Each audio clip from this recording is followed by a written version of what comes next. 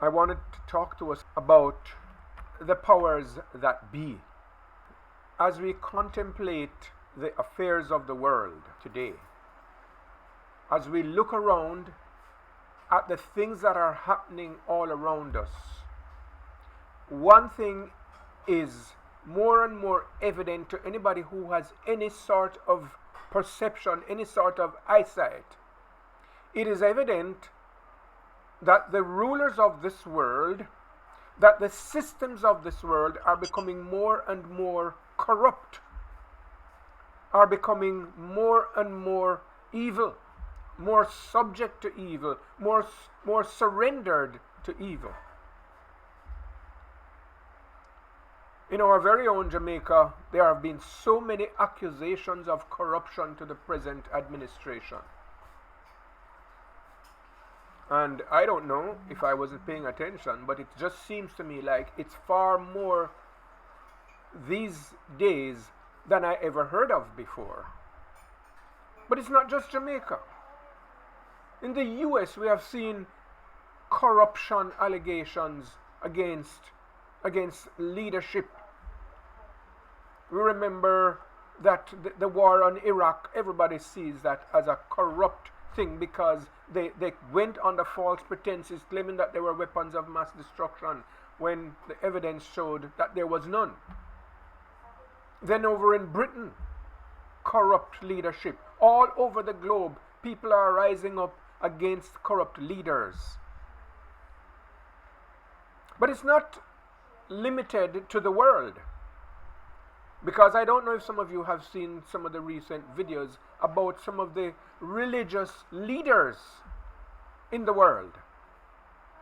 And some of the things, when you think of some of these leaders, people accuse them of chasing money, and some of them are rotten rich. And accusations of pretentiousness, accusations of corruption. Many leaders, pastors, are hauled before the courts for crimes, especially crimes of the flesh, where they abuse females in their congregations or out of their congregations.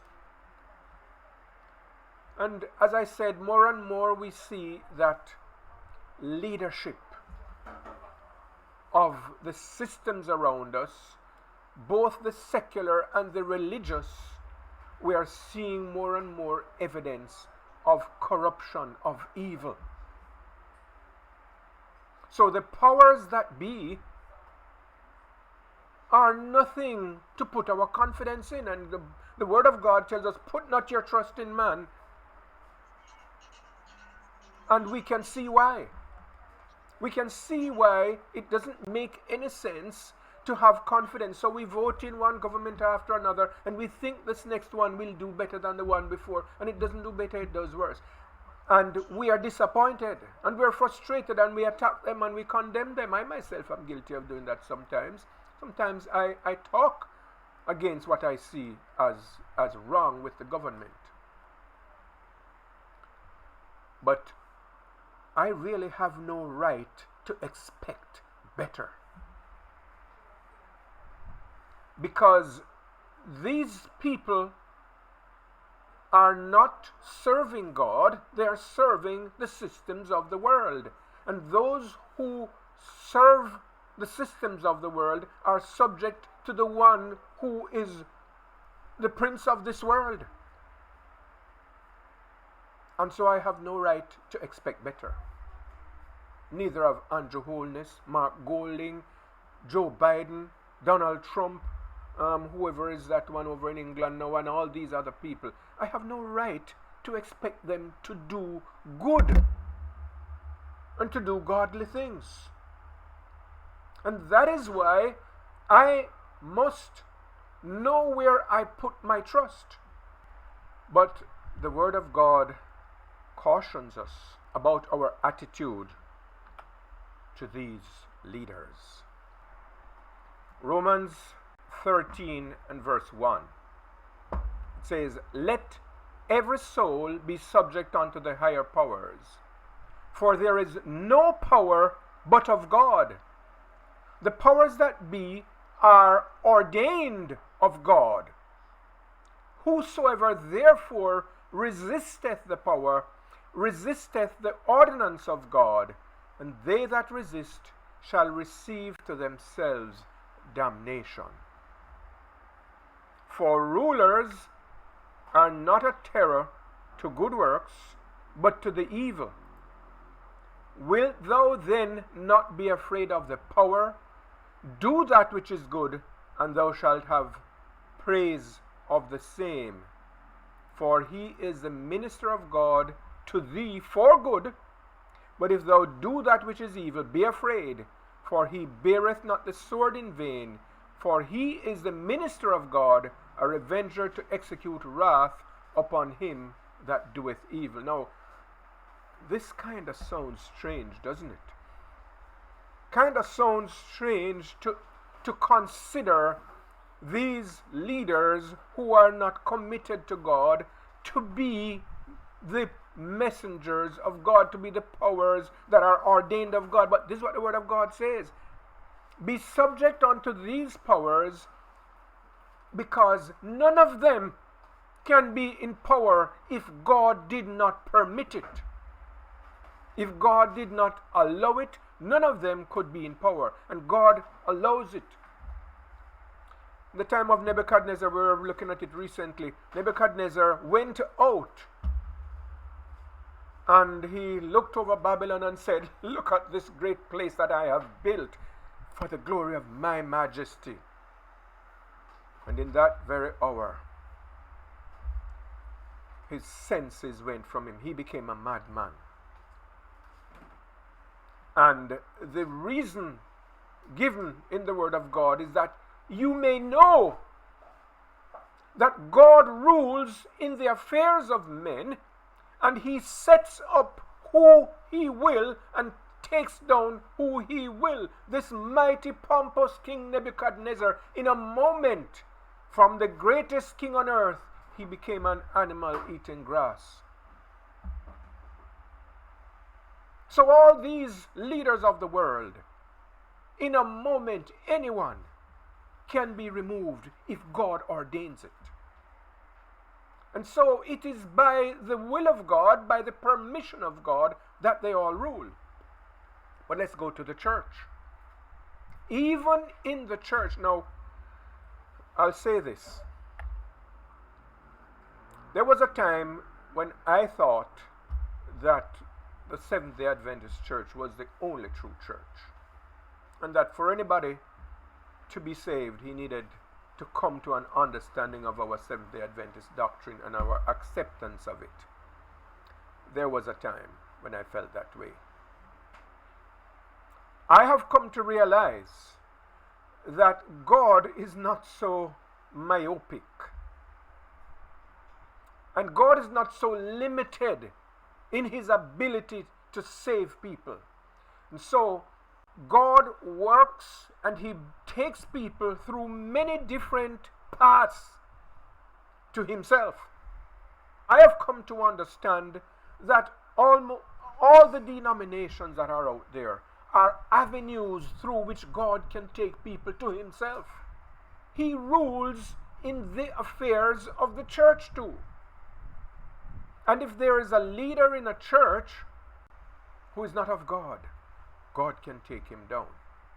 The scenario that we are entering here in chapter 24 of 1 Samuel is that Saul is seeking to kill David.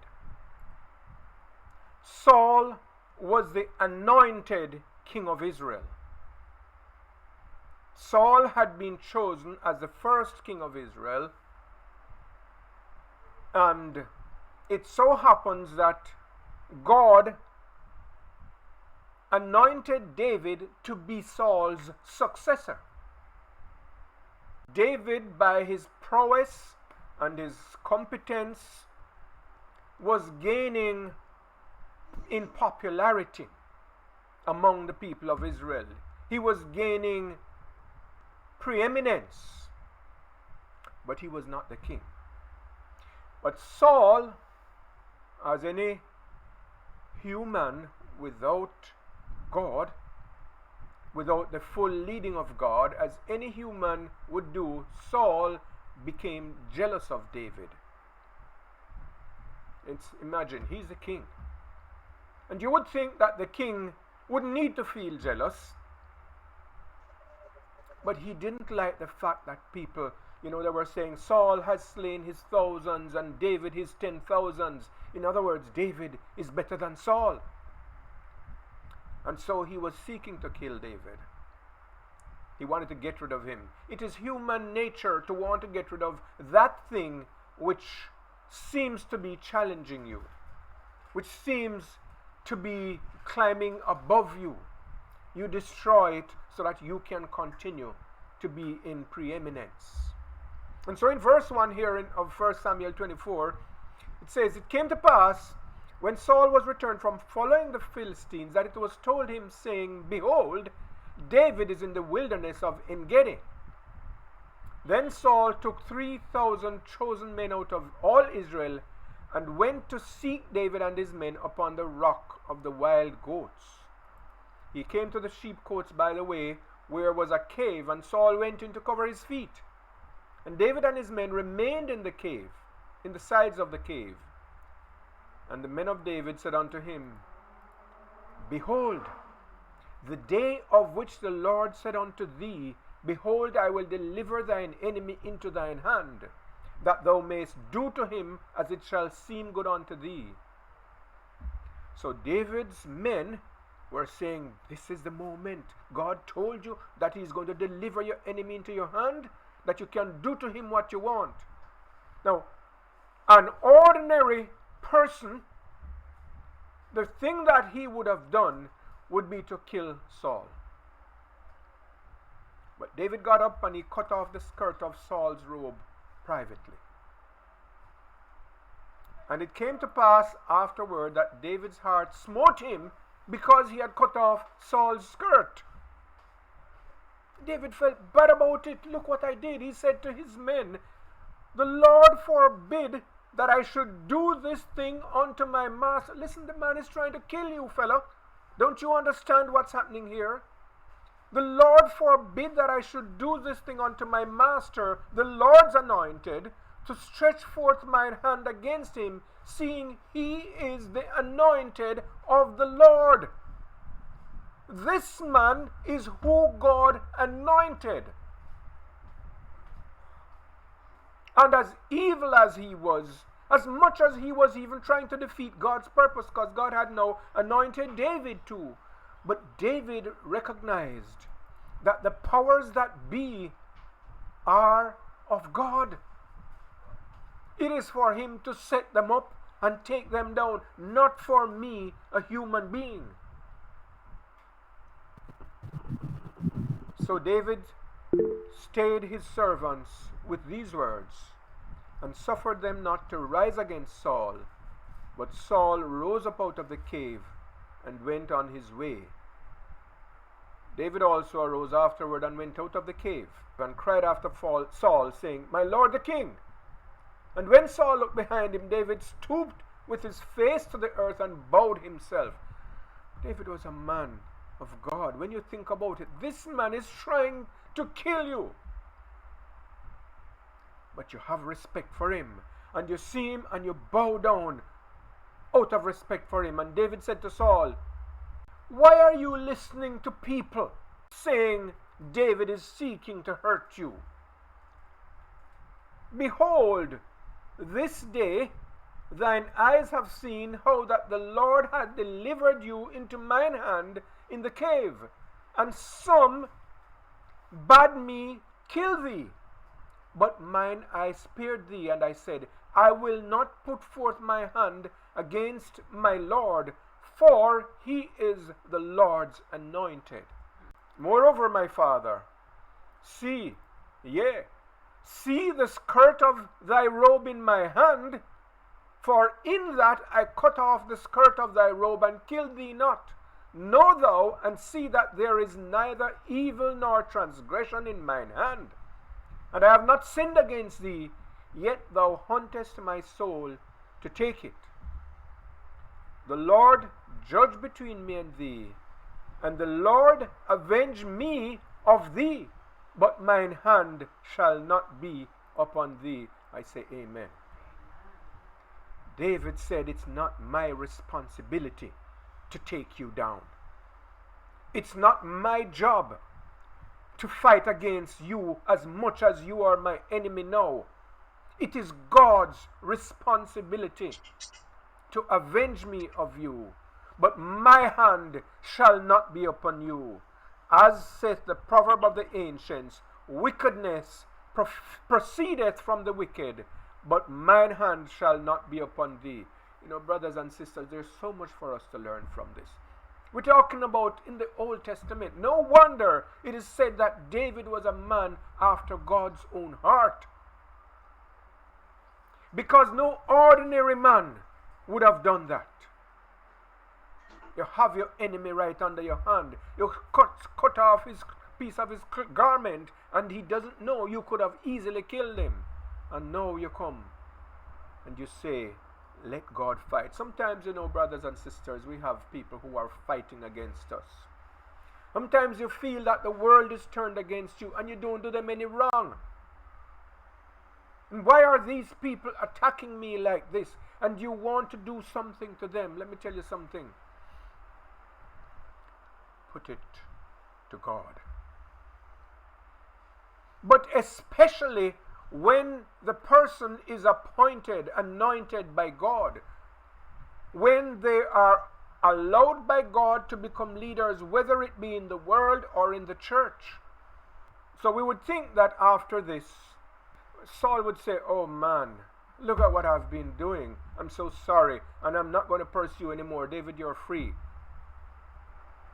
Well, chapter 26, verse 2 I'm going to pick up.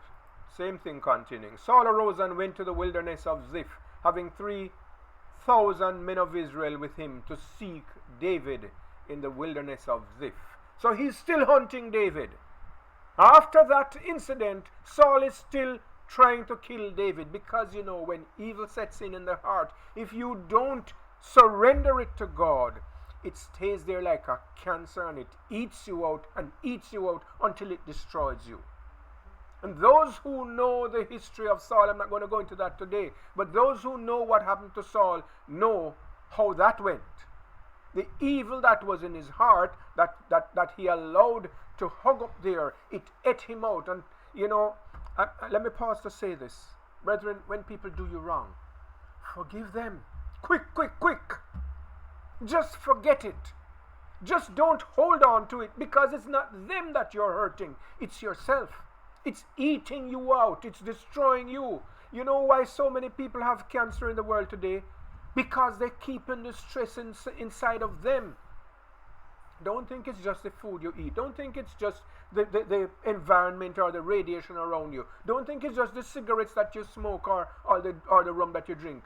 It is that cancer of evil that sometimes we allow to dwell inside of us that eats us out, because that creates free radicals in you. And the free radicals are what cause cancer. That's a whole different health topic I'm talking about. But trust me, forgiveness is not for the other person. It's for you. The other person is just a beneficiary. But you are blessing yourself when you just let it go. Let it go. Verse 3, Saul pitched in the hill of Hachilah, but David abode in the wilderness, and he saw that Saul came after him into the wilderness. David therefore sent out spies, and understood that Saul was come in very deed. And David arose, and came to the place where Saul lay. And Abner the son of Ner, the captain of his host, and Saul lay in the trench, and the people pitched round about him. It's just amazing to think that the king of Israel would take 3,000 men to hunt this little guy who is not troubling him, this little guy who could have killed him. But you see, the very fact that David even spared him, it's making him look even worse. because David is showing himself to be a good man and Saul not. This is the way sometimes, and this is why as we are going forward looking to the coming of this great time of trial ahead of us. Why do you think people are going to hate you? Why do you think people are going to seek to kill you? It is because of the goodness in you. And that is why the verse we read in Romans said, listen, don't resist them. Do everything them tell you to do. They are anointed of God. Don't let it be that you are found guilty of something against the state. Let the wrong that they find be the fact that you serve your God. We read about it in Daniel 6 also with the den of lions. Verse 6, Then answered David and said to Ahimelech the Hittite and to Abishai the son of Zeruiah, brother to Joab, saying, Who will go down with me to Saul to the camp? And Abishai said, I will go down with thee. Now Saul is down there, he's in a trench, he's surrounded by all his people, all his soldiers, 3,000 men are there, pitched around him. And this David says, Who going go down there with me? What a guy. So David and Abishai came to the people by night, and behold, Saul lay sleeping within the trench, and his spear stuck in the ground at his bolster.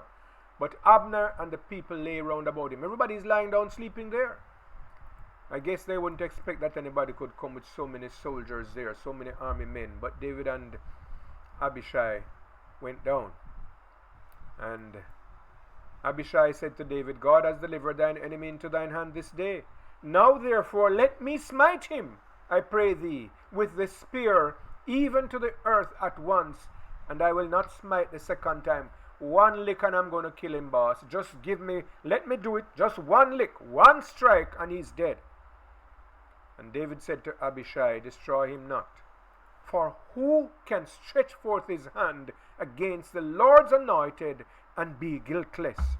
Brethren, this is counsel for me. This is counsel for us.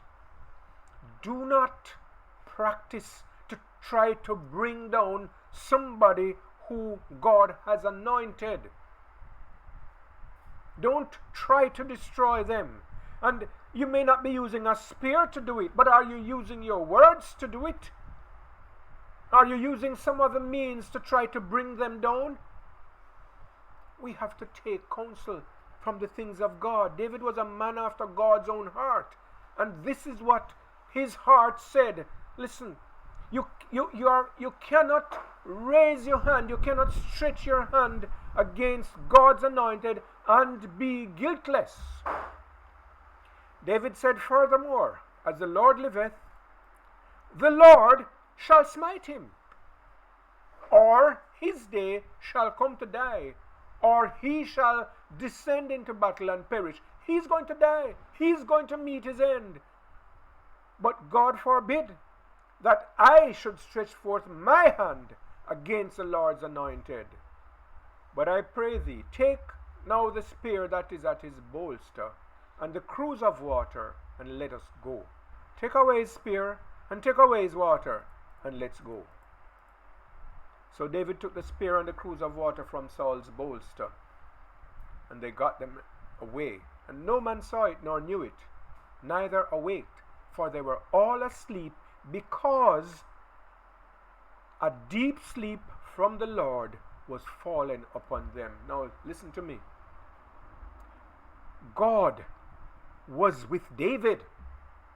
When your heart is in tune with God, when you are a man after God's heart, God goes with you everywhere.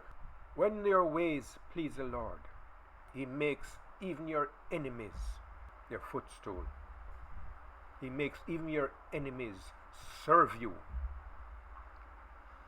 So God allowed David and Abishai to come into the camp with 3,000 soldiers. Any one of them wake up at any moment, these are two dead men instantly. But David knew that God was with him, and that's why he could even dare to do that. That's why he could even dare to come into the camp, because he knew that God was with him. Any one of these men, if any one had awakened, David and Abishai would be dead. But God hushed them to sleep. Sleep on. Rest. Everything is okay.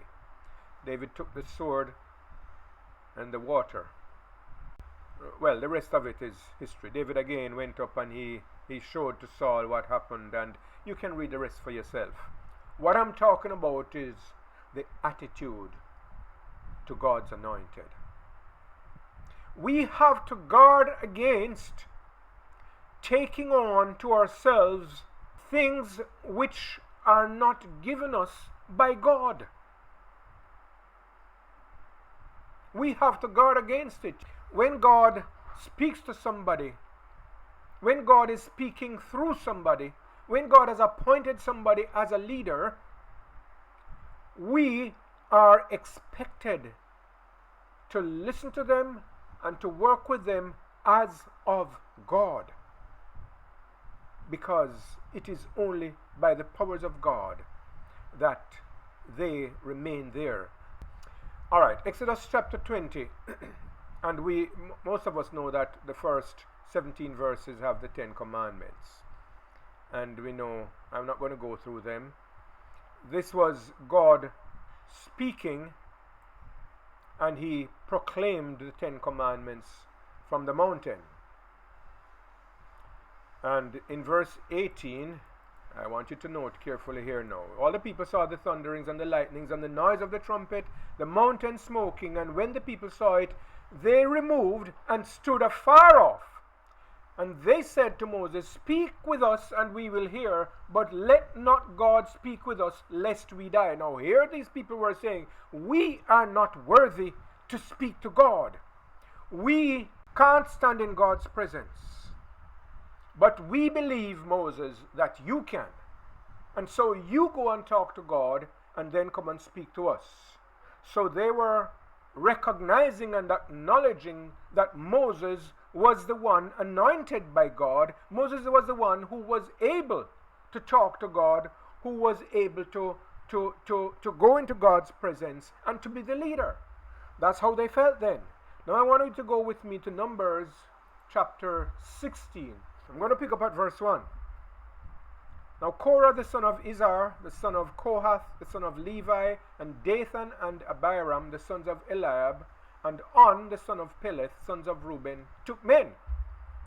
And they rose up before Moses with certain of the children of Israel, 250 princes of the assembly, famous in the congregation, men of renown. So these were kind of leaders in Israel, well-known, well-recognized men. And they gathered themselves together against Moses and against Aaron, and said unto them, "You take too much upon yourself, seeing all the congregation are holy, every one of them, and the Lord is among them.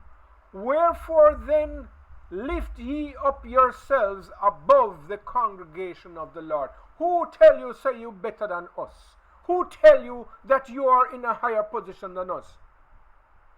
This is what the people did. They came up to challenge Moses and Aaron. Now Moses and Aaron had been appointed and anointed by God to lead these people. God had used them to take these people out of Egyptian captivity. Just a few years earlier, these people had run away from the mountain and said, "You talk to God, Moses, because you and him can talk, but we can't talk to him." But now all of a sudden, "Moses, you're too famous, you're too popular, you're too up there, and we want to take you down. We are all the same like you. You're no better than us." It's not you alone God can talk to. God can talk to us too. So they're no longer seeing the thunder and the lightning. They're no longer running away from the voice of God. Now they're looking at themselves. One of the greatest enemies of self is self. one of the greatest causes of the fall of man in sin, falling into sin, falling away from God, is self. It is when we look at ourselves and begin to think of ourselves higher than we really are. It is when we begin to say, why should I follow that leader? Why should I hear that man? God, we're all equal. But the powers that be are of God. God sets up kings and he takes them down. God sets up leaders and he takes them down. In the world and in the church, anybody in a position of leadership, as long as he's not doing it by terror and by force, and even then, God is able to bring him down. Belshazzar, he was there as the king of Babylon. He became so pompous. In his drunken state, he sent for the things that pertain to God that he's not supposed to touch. Sent for the vessels that were dedicated to the service of God. And let me say this. Take this beyond just people. When something is dedicated to the service of God, don't use it for other purposes. Don't use it for your own purpose.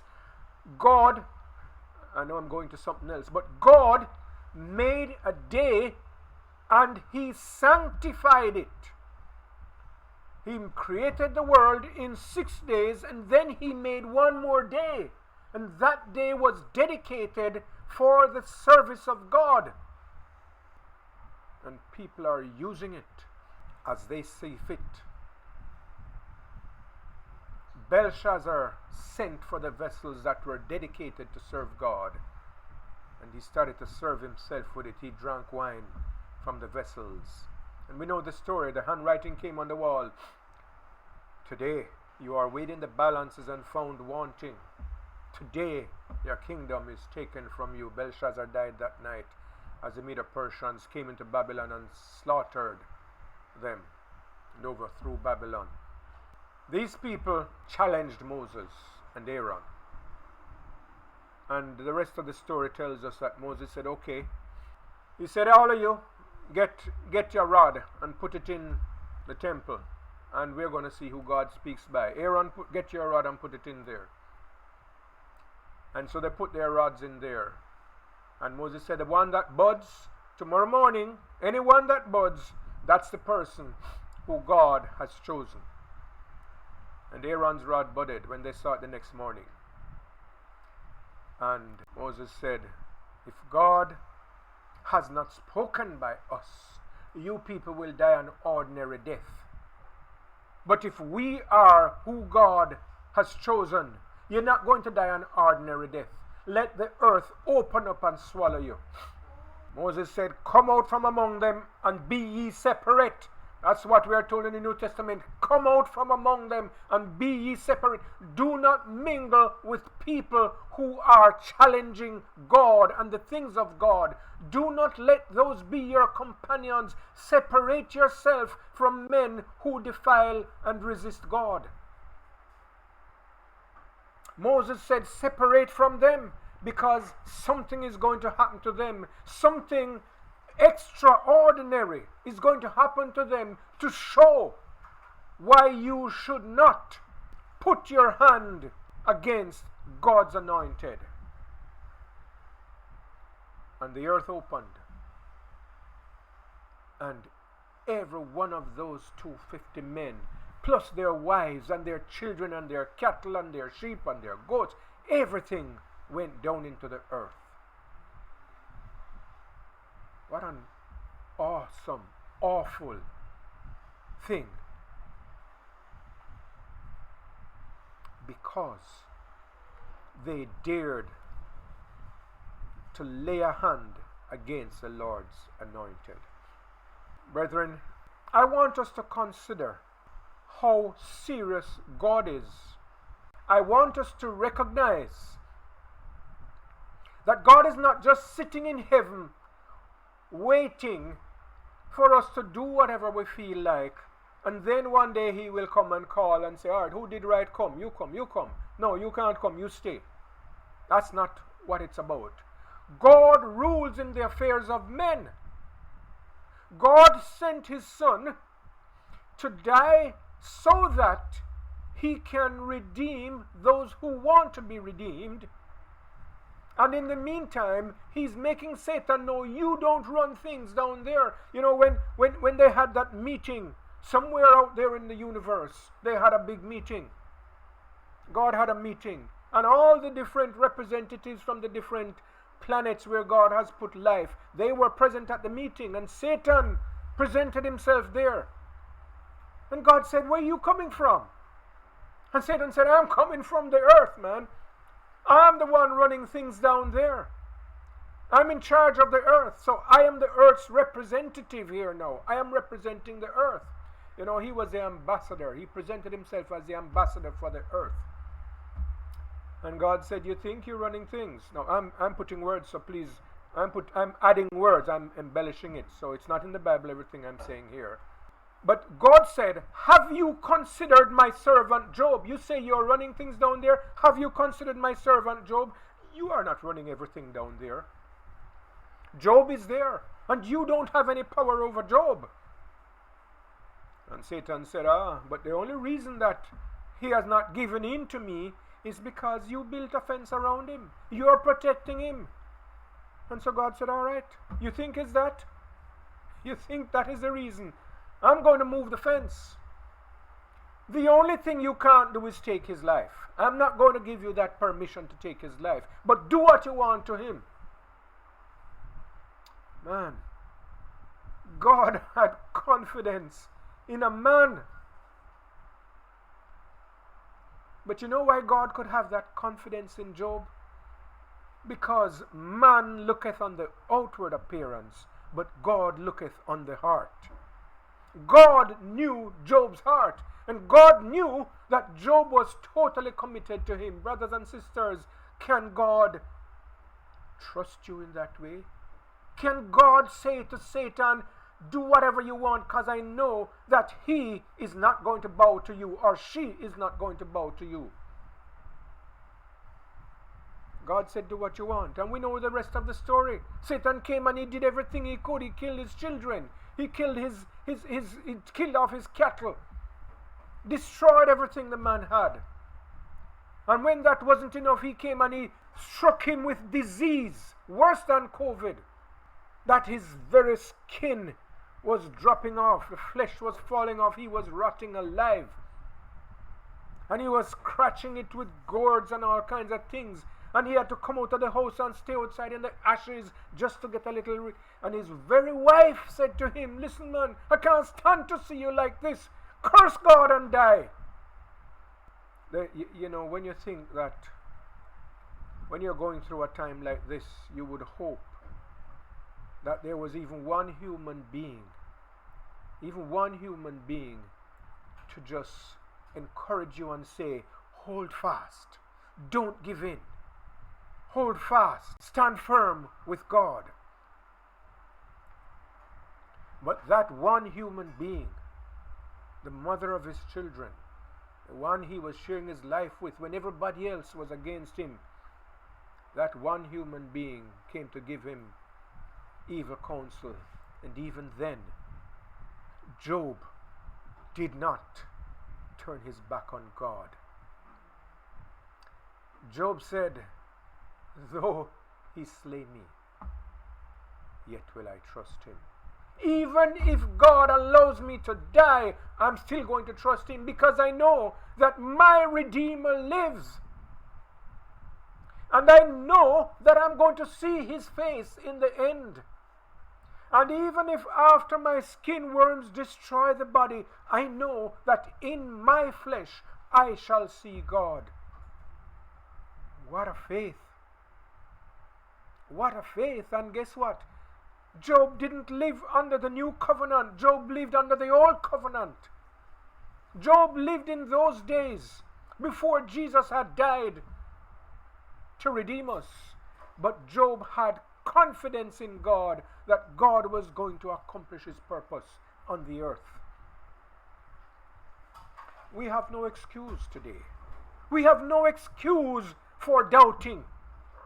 When the final crisis breaks, and it's coming, because I'm seeing the signs of things happening, it's coming. When that final crisis breaks upon the earth and your life is at stake, when they are ready to destroy you for trusting in God.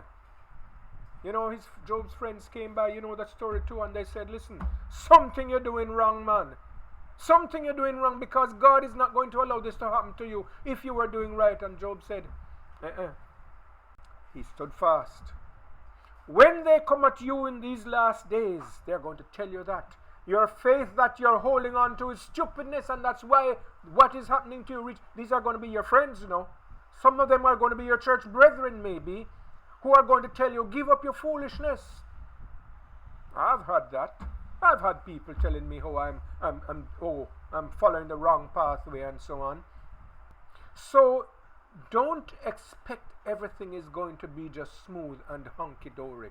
Don't expect that you're going to always just be seeing the way clear. The way is going to look dark before you. You cannot see the end from the beginning. Everything is darkness. Death is staring you in the face. Maybe hunger, starvation, dying of thirst. And you're not seeing God. And you don't have a friend, and you don't have a husband or a wife who can encourage you and say, hold fast because Jesus is coming soon. Hold your faith on. You're going to have to do it alone. Because nobody else can have faith for you. It is your faith that is going to see you through, not somebody else's faith. And so you have got to establish that faith today. Today, if you hear his voice, harden not your heart. Let your faith be established. Let your faith be steadfast. And remember how to build your faith. Jesus tells us in Luke chapter 17, the way to build your faith is to just do what God says to do and don't look for any reward. Don't expect that he's going to say, good boy, you're doing the right thing, and therefore I'm going to make life a little easier for you. So you're going to be able to pay your rent better now, or you're going to be able to buy more food, or you're going to... Don't expect that. Do the things that God has instructed you to do. Walk in his statutes, walk in his ways, and when things get dark, you still walk in his ways. And when things get darker, you still walk in his ways. And when death is upon you, you still walk in his ways. I think of those people in the dark ages. Millions, over 60 million people put to death for their faith. Many of them tied up on a stick, dry bushes and sticks gathered up at their feet. And the people said to them, renounce your foolishness, man. Give up that foolishness that you believe, and we'll take you down off that stick. And they didn't give it up. Millions of people held fast to their faith. Why not you? Why not me? They lit the fires and they burned to death because they could say to themselves, though he slay me, yet will I trust him. It's not easy going out of this life. We have come to love this life. We have come to think that this is the existence, and you need to have your consciousness. We don't know what's happening after the grave. But God has assured us through Job that though after my skin worms eat this body, yet in my flesh I shall see God. We have the assurance of the resurrection. And so don't fear the one who can destroy this body on this earth, but fear the one who can destroy both body and soul in hell. When the crisis breaks, as it will soon, where will you stand? What will your faith be rested on. My brothers and sisters, let your faith be in God. Trust God. Look to the systems that God has put in place and He has allowed to take place and so on. Trust Him always. And regardless of what you see before you, in spite of the leaders who may be going wrong, whether it be world leaders or church leaders, rest in the assurance that God is in charge. God is in charge of your life if you have put Him there. And nothing that happens to you is by chance. And we know Romans 8 verse 28 that all things work together for good to them that love the Lord. And so everything that takes place in your life will be for your good. It is for your good. Today and going forward, hold fast to Him. Stay with Him. And let God lead you. He's coming soon. He's coming soon. And He's going to give you not just a place in heaven, because that's what a lot of people are looking for, going to heaven. What He has given you, John 5 verse 24 says that you have passed from death into life, not just in the future now, but today. If you give your life to the Lord, you have passed from death to life. And you will receive 100-fold what you have given up in this life, and you also get everlasting life. A 1,000-year vacation in heaven, and the rest of the life, the everlasting life in the earth made new. What a glory, what a joy,